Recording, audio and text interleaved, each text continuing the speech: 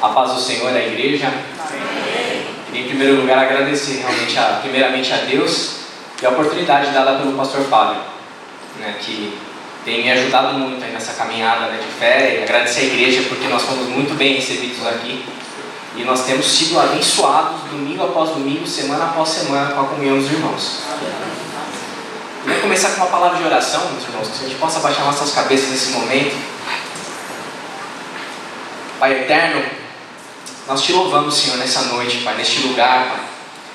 Ó, Pai, nós te louvamos, Pai, porque nós já fomos tão abençoados, Pai, em tantas coisas que aconteceram aqui nessa noite, Senhor. Verdade. E mais uma vez, Senhor, eu venho clamar o Teu nome, Pai. Eu venho pedir ao Senhor que a doce presença do Teu Espírito Santo, Pai, se manifeste agora neste momento também, Pai, através dessa palavra, Pai. Que o Senhor possa tomar os meus lábios, Senhor, e trazer uma mensagem, Pai, edificante à Tua igreja, Pai, edificante aos nossos corações, Pai. Nós estamos com grande expectativa, Pai, daquilo que o Senhor falará a nós, Pai. Amém. Pai, que em nome de Jesus, Pai, que desde já nossos corações estejam preparados, Senhor, para receber aquilo que o Senhor tem para nós nessa noite, Pai. Eu oro no nome do Teu Filho amado, Senhor Jesus Cristo. Amém. Amém. Meus irmãos, existem muitas coisas na vida que nos deixam constrangidos, que nos deixam numa situação delicada, numa situação desconfortável.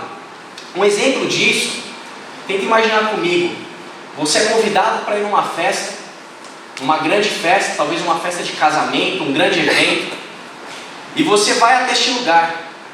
Na hora que você chega nessa festa, você se depara com alguém na recepção, uma festa muito grande, talvez você tenha alugado uma roupa diferente para ir, um ambiente talvez a gente não vai com tanta frequência, e chega na recepção, tem uma pessoa com uma lista com nomes das pessoas convidadas. E nesse momento, você chega para ela e fala o seu nome, dá o nome, talvez o nome da sua família, o nome dos seus filhos, e aquela pessoa começa a procurar o seu nome naquela lista, e você vê que passam alguns segundos, passam alguns minutos, a pessoa pega outra lista, e você começa a ficar numa situação meio desconfortável, e a fila atrás de você vai aumentando, e você acaba descobrindo da maneira mais desagradável que você foi esquecido, que não colocaram o seu nome lá. E você se sente humilhado, se sente constrangido, porque diante do público, diante de todo mundo, você passa por aquele carão, aquele vexame, e você é obrigado a ir para sua casa de volta. Para pensar na humilhação, na situação embaraçosa, constrangedora, que é uma situação como essa. Nós nos sentimos, numa situação como essa, injustiçados, porque nós somos convidados para a festa, mas esqueceram o nosso nome lá. Talvez alguém possa pensar, quem dera eu fosse o filho do dono da festa, quem dera eu fosse um parente muito próximo do dono dessa festa, quem dera talvez eu fosse uma pessoa famosa, uma pessoa conhecida, uma pessoa de nome, uma pessoa de fama, de status, que ao chegar naquele momento, mesmo que meu nome não estivesse lá, as portas iam se abrir para mim, porque todo mundo me conhece, todo mundo sabe da minha fama, sabe quem eu sou. Eu não seria barrado, eu não passaria um vexame público, eu não seria envergonhado, a minha família não seria envergonhada. A verdade, meus irmãos, é que ninguém gosta de ser desqualificado, ninguém gosta de estar por baixo. Quem não tem um currículo que te dê fama, que te dê status, que te tenha um histórico de vida, que tenha um nome, tem uma honra, e tem uma família talvez poderosa, quem não tem qualificações, com certeza gostaria de ter. E o motivo é simples, pelo valor agregado a isso, porque as portas vão se abrir, porque condições diferenciadas você vai ter para a sua vida.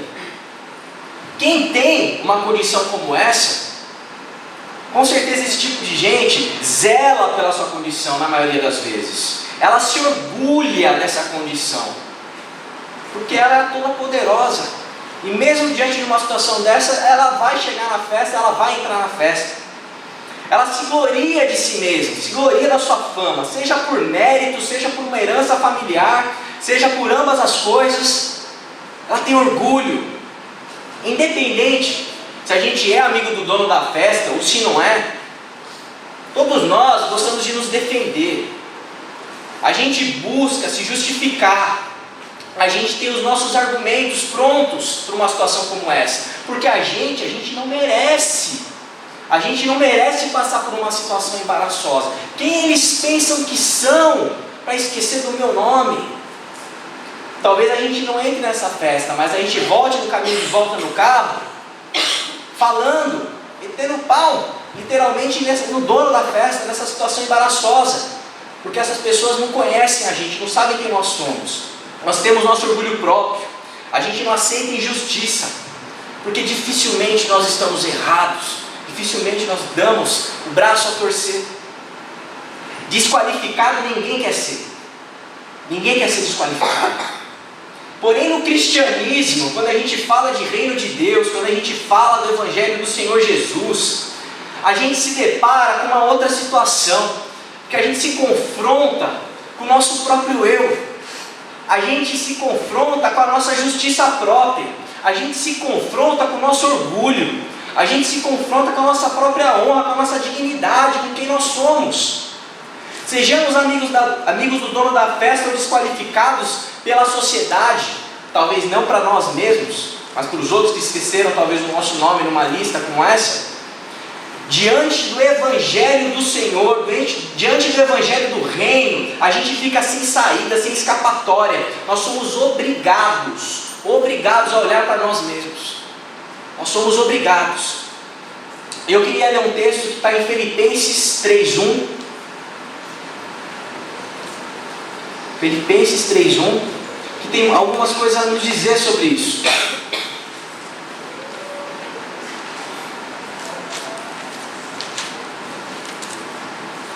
Filipenses 3:1. O apóstolo Paulo vai escrever: finalmente, meus irmãos, alegrem-se no Senhor. Escrever-lhes de novo as mesmas coisas não é cansativo para mim, e é uma segurança para vocês. Cuidado com os cães, cuidado com estes que praticam mal, cuidado com a falsa circuncisão, pois nós é que somos a circuncisão, nós que adoramos pelo Espírito de Deus, que nos gloriamos em Cristo Jesus e não temos confiança alguma na carne. Embora eu mesmo tivesse razões para ter tal confiança. Se alguém pensa ter razões para confiar na carne, eu ainda mais, circuncidado ao 8º dia de vida, pertencente ao povo de Israel, à tribo de Benjamim, verdadeiro hebreu, quanto à lei fariseu, quanto ao zelo perseguidor da igreja, quanto à justiça que há na lei irrepreensível. Mas o que para mim era lucro, passei a considerar como perda, por causa de Cristo. Mais do que isso, considero tudo como perda, comparado com a suprema grandeza do conhecimento de Cristo Jesus, meu Senhor, por quem perdi todas as coisas. Eu as considero como esterco, para poder ganhar Cristo e ser encontrado nele, não tendo a minha própria justiça que procede da lei, mas a que vem mediante a fé em Cristo, a justiça que procede de Deus e se baseia na fé. Quero conhecer Cristo, o poder da sua ressurreição e a participação em seus sofrimentos, tornando-me como ele em sua morte, para de alguma forma alcançar a ressurreição dentre os mortos. Não que eu já tenha alcançado, tenha obtido tudo isso, ou tenha sido aperfeiçoado, mas prossigo para alcançá-lo, pois para isso também fui alcançado por Cristo Jesus. Irmãos, não penso que eu mesmo já o tenha alcançado, mas uma coisa eu faço, esquecendo-me das coisas que ficam para trás e avançando para as que estão adiante, prossigo para o alvo, a fim de ganhar o prêmio do chamado celestial de Deus em Cristo Jesus. Todos nós que alcançamos a maturidade devemos ver as coisas dessa forma. E se em algum aspecto você pensa de modo diferente, isso também Deus lhes esclarecerá. Então somente vivamos de acordo com o que já alcançamos. Irmãos, sigam unidos o meu exemplo e observem os que vivem de acordo com o padrão que lhes apresentamos. Pois como já lhes disse repetidas vezes, e agora repito com lágrimas, há muitos que vivem como inimigos da cruz de Cristo. O destino deles é a perdição, o seu Deus é o estômago, e eles têm orgulho do que é vergonhoso. Só pensam nas coisas terrenas. A nossa cidadania, porém, está nos céus, de onde esperamos ansiosamente o Salvador, o Senhor Jesus Cristo, pelo poder que o capacita a colocar todas as coisas debaixo do seu domínio. Ele transformará os nossos corpos humilhados, tornando-nos semelhantes ao seu corpo glorioso.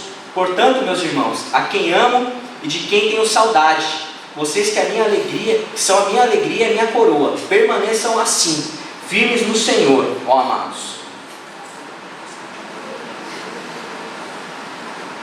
Essa carta de Filipenses, ela tem algumas características diferentes, algumas coisas que a gente precisa entender para a gente conseguir compreender o que Paulo está querendo dizer para a gente. Em primeiro lugar, ela tem uma tonalidade informal. Paulo não está escrevendo uma teologia sistemática para a igreja. Ele sequer se intitula apóstolo, como seria de praxe comum em todas as suas cartas. Ele também não procura defender o seu apostolado, dizer que ele é o apóstolo Paulo, nem nada, como ele fez, por exemplo, aos Coríntios, quando necessário. Ele fala de si com a liberdade de quem fala com um amigo, porque a gente só confidencia aos nossos amigos, aquelas pessoas próximas, a nossa experiência de vida, a nossa história, alguém próximo, alguém que a gente tem confiança, alguém que a gente não vai correr risco nenhum de ser mal interpretado, de ser julgado, de ser mal compreendido. Paulo tem essa liberdade ao falar com os filipenses. Ele revela alguns aspectos biográficos da sua vida, algumas coisas pessoais, algumas expectativas suas, algumas coisas que ele está pensando. Paulo ele é emotivo nessa carta. A gente leu, ele escreveu parte da carta com lágrimas nos olhos. Ele se encontrava preso, ele estava numa situação difícil, uma situação complicada. Ele não estava tranquilo numa igreja na qual talvez ele fosse o pastor, estivesse tudo bem. Ele está preso. Ele escreve a carta, e a carta para ele é muito importante, que é a ferramenta de trabalho que ele tem para poder se comunicar. E nesse momento ele tem essa liberdade de falar com toda intimidade aos filipenses. Ele com certeza, ele escreve que estava com saudade. Se dependesse dele, ele estaria no meio dos irmãos, ele estaria talvez ceando com eles, participando da comunhão, cantando louvores, pregando e ensinando o Evangelho de Cristo pessoalmente. Era importante essa liberdade, essa intimidade. Ele não se cansa de escrever coisas repetidas, coisas que ele já tinha escrito. Ele fala isso no versículo 1 do capítulo 3. Ele se alegra com isso. Ele demonstra preocupação, ele demonstra saudade, ele exorta a igreja à alegria. Mas principalmente, nesse texto que nós lemos, Paulo está preocupado. Ele está preocupado. Eu não sei se ele está dormindo todas as noites em paz, tranquilo, talvez por preocupação com a igreja dos Filipenses, a igreja de Filipos. E ele estava preocupado porque ele ouviu notícias de que havia um grupo de judeus, de judaizantes que se converteram a Cristo, que estavam caminhando na igreja. Ele estava preocupado porque esse grupo estava querendo colocar alguns elementos da lei no meio da doutrina da igreja. Como nós lemos, existiam pessoas ali infiltradas na igreja que estavam querendo que os irmãos se circuncidassem. E ele fala disso em outras cartas, sobre a questão das obras da lei. Ele vai falar sobre regras alimentares, guardas de sábado, circuncisão. E esses judaizantes, as pessoas estavam no meio da igreja querendo mostrar para eles que eles precisavam depender também, não só de Cristo, mas também da tradição. Eles precisavam confiar eles deviam ter alguns pré-requisitos para serem salvos. E um deles era a circuncisão. Eles estavam querendo que os crentes daquela igreja fizessem uma transferência de confiança. Ao invés de confiar na fé em Cristo, no Salvador, eles estavam tentando que esses crentes se voltassem para essas regrinhas e confiassem na tradição, na religiosidade, no costume, elementos externos, coisas aparentes, para eles saberem se eram crentes realmente ou não. Coisas que não dependem de Deus, mas dependem do adorador. E Paulo pega pesado com esses caras. Paulo pega pesado. Ele chama eles de cães.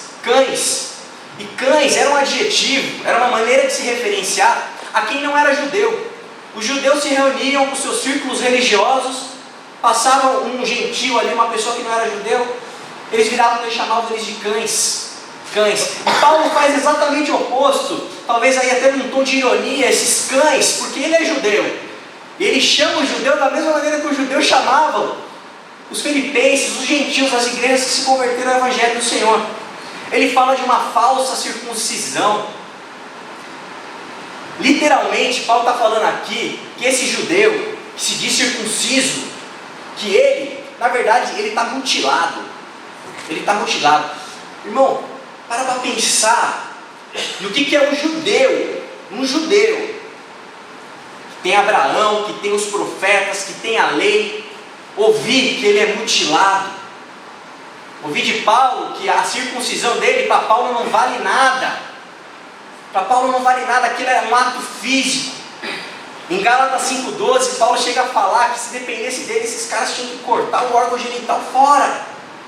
Tamanho peso da palavra de Paulo, tamanho revolta dele. Paulo não confia em nenhum ritual, Paulo não confia, ele confia na verdadeira circuncisão que é feita no coração. E Paulo sabia do que ele estava falando. Isso é interessante, porque ele diz: embora eu mesmo tivesse razão para ter tal confiança. Ele sabia, ele era judeu, ele conhecia melhor do que ninguém o que era aquele ambiente. E ele tinha um desafio pela frente, porque esses seguidores que estavam ali infiltrados, eles estavam infiltrados. Era difícil de identificar o erro do acerto, e ainda mais distante, preso.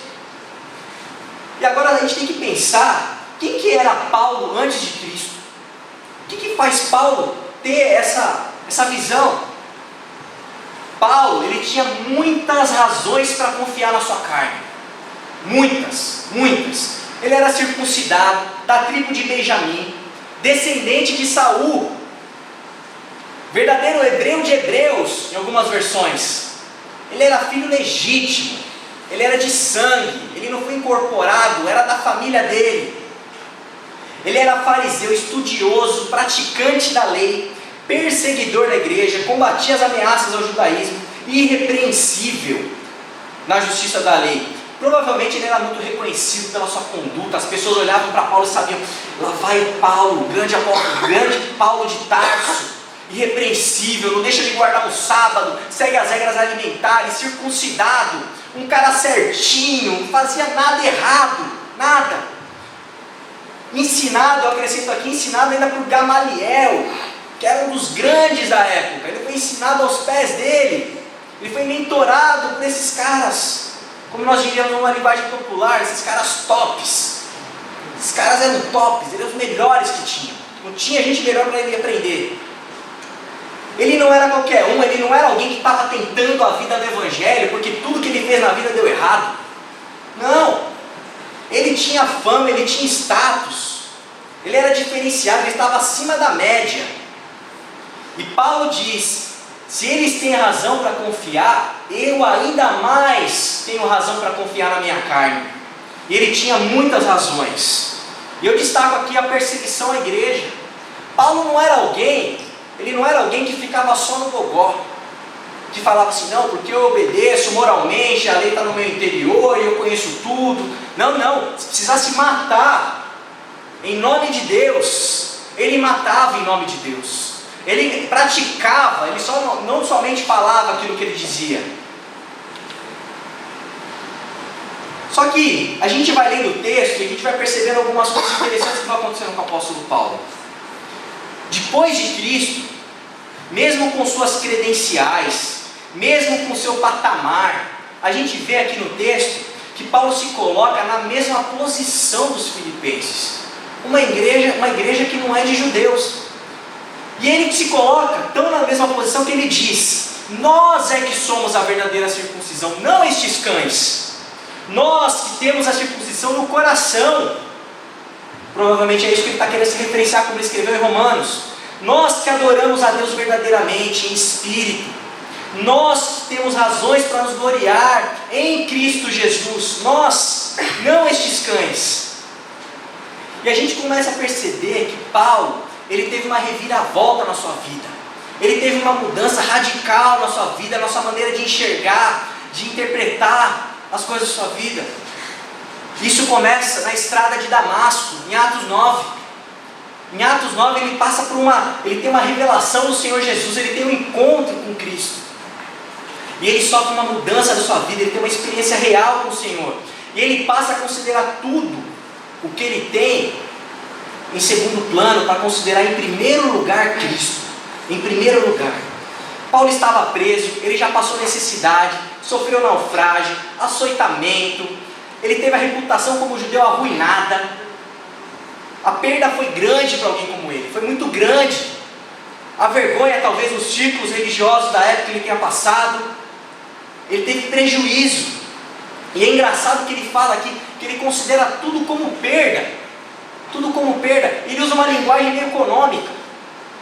Porque quando você está olhando a sua conta corrente, sua conta bancária, e você vê lá que aparece lá R$100 na sua conta, puxa, você tem lucro, você fica contente com aquilo, você teve vantagem, você está bem, está acrescentado mais para você. Agora, se você está vendo a sua conta bancária e você vê lá que R$100 somem, você teve prejuízo, você fica com a pulga atrás da orelha. E Paulo está falando aqui que tudo que ele tinha, ele considera como perda, como prejuízo, como desvantagem, quando ele compara com Cristo. Mais do que isso, ele chega a afirmar que ele considera tudo como esterco, como lixo, como inutilidade. Aquilo não tem mais valor algum para ele quando ele compara com a suprema grandeza do conhecimento de Cristo. Estar em Cristo para Paulo significa ele não ter a justiça que vem da lei, mas a justiça que vem da fé em Cristo. E em Filipenses 1:21 ele vai dizer que viver é Cristo e o morrer é lucro. Tamanha expectativa que ele tem de estar com Cristo plenamente, ele considera a morte como lucro, porque ele está em vantagem, porque ele quer Cristo acima de tudo. E eu pergunto nessa noite, o que esse conhecimento de Cristo tem de tão importante para alguém do gabarito, do currículo do apóstolo Paulo, considerar tudo o que ele conquistou na sua vida inteira, tudo como esterco, o que é a suprema grandeza do conhecimento de Cristo, a ponto dele desconsiderar seu passado exemplar. Quantos de nós, nessa noite, talvez sejamos cheios de nós mesmos? Quantos de nós talvez tenhamos nosso orgulho próprio, a nossa tradição? Quantos de nós talvez temos nossa autovalorização, nossa vaidade, nosso esforço em sustentar os nossos castelos, que nós nos esforçamos tanto, dia a dia, para construir a nossa família, a nossa reputação? Quantos de nós nos esforçamos dia a dia para nos manter naquele estado social que nós vivemos, para que as pessoas continuem nos reconhecendo, talvez como uma pessoa que faz isso, que faz aquilo? Só que para Paulo a realidade era outra, ele descobriu que a realidade é outra. Quando Paulo viu Cristo, ele percebeu que ele era um desqualificado. Ele descobriu que ele não era o amigo da dona da festa. Quando Paulo vê Cristo, enxerga Cristo na estrada de Damasco, ele se torna um desqualificado. Ele não tem mais condição de se gloriar em si mesmo, ele não tem mais confiança na sua carne, ele não tem mais confiança na sua reputação, ele não tem confiança mais na sua fama, na sua justiça, no seu status social. O conhecimento de Cristo talvez o fez reinterpretar Isaías 64:6, que diz que as nossas próprias justiças são iguais a trapos imundos. O que seria capaz de nos mudar se não a suprema grandeza do conhecimento de Cristo? E aqui está a chave do texto, entender o que é o conhecimento de Cristo. E não se trata de algo teórico, não se trata de algo que nós aprendemos simplesmente com a lógica, mas Paulo está falando aqui do meu Senhor. Ele se referencia a Cristo do meu Senhor, de uma maneira íntima, pessoal, alguém que ele conhece. E ele vai falar a questão do poder da ressurreição e da morte de Cristo, se identificar com a morte. E a gente precisa entender que quando Cristo morre, ele morre por uma razão. E essa razão é simplesmente que todos nós, somos culpados. Nós somos culpados. Nós temos uma dívida a ser paga por causa das nossas autojustificações, por causa do nosso próprio orgulho, por causa dos nossos erros, por causa dos nossos pecados, das nossas inúmeras formas que nós erramos o alvo, das nossas inúmeras formas que nós nos rebelamos contra o Deus que é santo, das inúmeras formas que nós desprezamos e ignoramos o Senhor. No Antigo Testamento nós vemos o povo de Israel, que se arrependia, quando cometia um pecado se arrependia, e levava um cordeiro, levava um animal inocente, e esse cordeiro, esse animal era morto no altar, ele era sacrificado, para o povo entender que o salário do pecado era a morte, que por causa daquele erro, daquelas falhas, alguém tinha que morrer, porque Deus, Ele é santo, porque Deus é perfeito. Amém. Porém, em Hebreus 1:1, nós vemos, 1-2, nós percebemos que Deus nos fala através da tua palavra que nos últimos dias, nesses dias, Deus nos falou através do Filho, não mais através de animais, não mais através de profetas, mas através do Filho. E a gente vê esse sacrifício perfeito e definitivo pelos nossos pecados, pelos nossos erros. Aonde, meus irmãos? Esses sacrifícios são todos pagos em Cristo, no sacrifício perfeito, para que nós tenhamos o perdão dos nossos pecados. Nós vemos Cristo inocente, Cristo santo, Cristo inculpável, Cristo irrepreensível, com todo o direito de reclamar sua santidade, com todo o direito de fazer justiça com as suas próprias mãos, com todo o direito de julgar aqueles que o acusavam injustamente, que mentiram descaradamente. Cristo com todo o direito de mostrar o seu poderio, Cristo com toda a justiça a seu favor, Cristo com toda a sua divindade.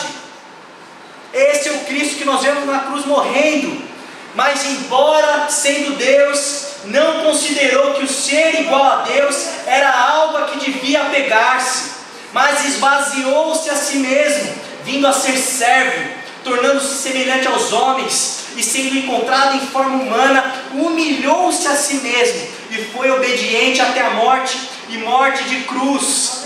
Aleluia a Deus. O castigo que nos traz a paz, o castigo que foi feito em Jesus Cristo, que nos traz a paz, estava sobre Ele. E naquele instante, meus irmãos, que a gente olha para aquela cena da cruz, e a gente vê Jesus Cristo gritando: meu Deus, por que me abandonaste? Por que me abandonaste? Todo o nosso pecado, toda a nossa culpa, todo o erro dos nossos familiares, dos nossos parentes, de nossas gerações e mais gerações, antes, depois de Cristo, todo o erro da humanidade, toda a rebelião do ser criado por Deus, que se rebelou contra Ele, tudo isso está sendo pago em Cristo.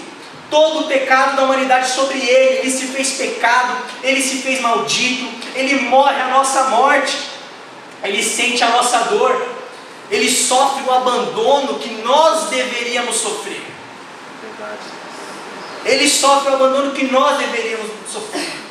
Por uma humanidade, Ele morre por uma humanidade cheia de si, cheia de suas justificativas, cheia dos seus direitos, porque quem sou eu para não estar numa lista de uma festa? Quem eles pensam que são? Ele morre por essa humanidade. Ele não era pecador, mas morreu como se fosse um. Ele não era merecedor daquela morte, mas ele sentiu a dor de quem merecia. Ele amava o Pai, ele amava, ele honrava, ele orava ao Pai dia após dia, mas ele morreu a morte de quem não ama o Pai. Ele sofreu o abandono que era para aqueles pecadores, que era para nós. Ele é abandonado naquela cruz, mesmo amando o Pai.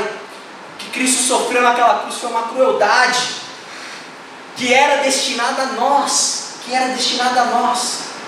Não foi à toa que quando Cristo diz que está consumado, ou melhor, durante todo aquele momento, que os mortos ressuscitam para proclamar, que há terremotos na terra, existem trevas cobrindo a terra. Não é à toa, porque o evento que aconteceu naquele dia foi algo extraordinário. Extraordinário. E ele diz na cruz: está consumado. Está consumado. O Cordeiro Santo, inocente, recebe em si o pagamento pelos nossos pecados. Mas a história, graças a Deus, não acaba aqui na morte, porque ao terceiro dia o Senhor Jesus ressuscita dos mortos. Ao terceiro dia ele vence a morte, e é revelado para a humanidade, é revelado para nós, que o sacrifício foi aceito, que Deus Pai aceitou o sacrifício do Senhor pelos nossos erros. E nós temos a boa notícia, de que nós temos uma saída, nós temos um escape, que nós não estamos perdidos. E Paulo, diante da majestade, da suprema grandeza do conhecimento do Senhor Jesus, ele se coloca como um total desqualificado, ele despreza toda a sua fama, ele despreza tudo que ele já foi, porque ele reconhece que o seu prêmio não é deste mundo, que o seu prêmio não pode ser destruído, e ele avança para o chamado celestial em Cristo Jesus. Ele percebe, o apóstolo Paulo, na estrada de Damasco, que nem o seu maior esforço poderia salvá-lo. Nem o seu maior esforço. Por isso que ele se revolta e chama esses judaizantes de inimigos da cruz de Cristo, porque eles desprezam o sacrifício de Cristo, a pura graça de Deus, em prol de elementos externos, rituais. E nós temos esperança. Os desqualificados têm esperança. Meu irmão, quando a gente para pensar na nossa própria vida, nas nossas inúmeras tentativas de nos justificar, de mostrar que nós estamos certos, mostrar o quanto são injustas as situações que acontecem na nossa vida, a gente começa a perceber ao longo do tempo que o fardo é pesado, é uma carga muito difícil de sustentar, porque é difícil a gente fingir ser quem na verdade a gente não é, se torna insuportável. Mas em Cristo, quando Cristo faz essa obra na cruz, os desqualificados, eles têm o consolo de Deus. A gente percebe, a gente enxerga, a gente vê e crê na cruz de Cristo, que quando Cristo morre, a gente tem alívio. A gente consegue enxergar um Deus que cura as feridas, um Deus que ressuscita mortos, um Deus que nos chama de filhos. E assim nós devemos ser, avançar, servindo ao Senhor com alegria, como Paulo nos exorta em sua carta, servir aos outros com humildade que está embutida em Cristo Jesus, porque nós todos somos desqualificados, salvos pela graça de Deus. Nos cabe simplesmente servirmos uns aos outros como desqualificados, como gente que foi salvo pela mesma graça, crendo, tendo a esperança da ressurreição, a esperança maravilhosa de que nós temos um futuro guardado na eternidade. Nós temos um futuro num lugar que não é um sistema como o nosso, corrupto, injusto, que favorece aquele que está com o nome na lista, que favorece aquele que tem status, que tem fama, que as portas se abrem. Mas não, uma pátria celeste em que lá o Senhor dessa pátria é Senhor dos senhores, em que o rei dessa pátria é Rei dos reis, em que o dono deste lugar é o Senhor Jesus, o Cordeiro Santo e morto, em que Ele é o Filho de Deus.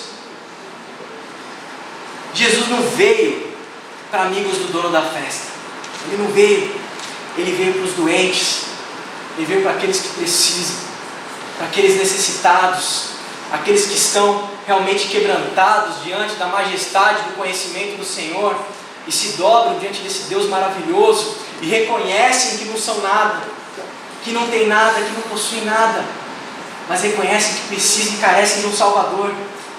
Talvez você nessa noite, meu irmão, seja um verdadeiro adorador. Talvez você é uma pessoa quebrantada, uma pessoa humilhada na presença de Deus, que em um momento de humilhação e injustiça consegue enxergar o que poucos enxergam, a alegria e o privilégio de se identificar com o seu Senhor, de se identificar com o Mestre. Tem esse privilégio para alcançar de alguma forma a ressurreição. Talvez você seja um verdadeiro adorador que consegue olhar na mensagem da cruz, olhar na mensagem do Senhor Jesus e se colocar como um louco para este mundo. Um louco que crê num Deus que morre por gente desqualificada, por gente que não merecia, um Deus que se esvazia de si mesmo, se desfaz da sua divindade e sofre, é humilhado, é cuspido e sofre em amor por nós.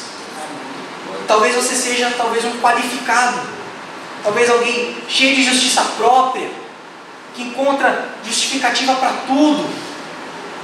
Mas eu queria que em nome de Jesus, meu irmão, você olhasse para dentro de si nessa noite, pudesse ver dentro de você qual foi o seu último erro, qual foi a sua última falha, qual foi a última vez que você pisou na bola, qual foi a última vez que você errou, talvez a última noite mal dormida em que você ficou refletindo o quanto a gente não é perfeito, o quanto a gente erra, o quanto que por mais que a gente tente, a gente não consegue fazer tudo certo. Que nessa noite você possa olhar para a cruz do Senhor, possa olhar para Cristo, o Cristo que levou nele o nosso erro, a nossa falha, o nosso pecado. E se você entrou nessa noite aqui, talvez sem força, talvez sem esperança, talvez sem saída, se deparando com as decisões da vida e não sabendo para onde correr, talvez olhando para a sua família sendo destruída e você não vendo escapatória, talvez inúmeros e inúmeros problemas que você não sabe lidar, talvez mágoas, coisas dentro de você que só você conhece, que só você sabe. Que você possa saber nessa noite, que você saiba que o Evangelho do Reino de Deus, o Evangelho do Senhor Jesus é para você, é para você, é para gente que precisa, para gente que necessita, gente que precisa de alívio, de amor, porque Cristo, Ele experimentou os desprazeres deste mundo enquanto Ele viveu aqui. Ele sabe aquilo que você passa, Ele sabe aquilo que nós passamos. Somente nele é que nós podemos ser mais que vencedores. Ser mais que vencedores. Vamos orar mais uma vez. Deus amado, Deus poderoso, ó Deus santo, Deus poderoso, eu te louvo, Pai, nessa noite, Pai. Eu te agradeço, Pai amado, pelo teu sacrifício naquela cruz, Senhor. Eu te agradeço, Pai, pelo Senhor ter morrido por mim, Pai, um desqualificado, Pai. Alguém que não tinha condições, que não tem mérito algum, Pai. Alguém que dia após dia necessita do Senhor, necessita de um Salvador, necessita de ajuda. Ó Deus Santo, Deus Poderoso, muito obrigado, Pai. Muito obrigado, Senhor. Muito obrigado, Pai, por aquele dia, Pai, que o Senhor morreu naquela cruz, Pai, pela minha vida, Senhor. Muito obrigado porque eu não preciso ser um qualificado neste mundo, porque nós não precisamos, Senhor, ter nossos nomes na lista, Pai. Nós não precisamos de fama, nós não precisamos de status, nós não precisamos de nada, porque tudo que nós temos é o Senhor, Pai. Tudo que nós temos é o Senhor, Pai. E nessa noite nós te adoramos, nós te exaltamos, nós glorificamos o teu nome. Nós declaramos neste lugar que o Senhor é Deus Todo-Poderoso, que o Senhor é santo, que o Senhor é digno, e nós nos quebrantamos diante de Ti, Pai. Nós nos derramamos na Tua presença, como quem não é nada, como quem não tem nada, como quem só tem o Senhor, só tem o Senhor. E nós não nos entristecemos por isso. Nós queremos considerar tudo como perda, como prejuízo. Porque o Senhor, Pai, o Senhor é lucro, o Senhor é vantagem, o Senhor é salvação, o Senhor é restauração, o Senhor é mudança de vida, o Senhor é esperança, o Senhor é cura, o Senhor é perdão, o Senhor é graça, o Senhor é amor, o Senhor és digno, Pai. Tu és digno, Senhor. Tu és digno, Deus. Tu és digno. Nós nos colocamos diante de Ti, Pai, nessa noite. Nós oramos, Pai, agradecidos. No nome do Senhor Jesus. Deus abençoe a sua vida, meu irmão.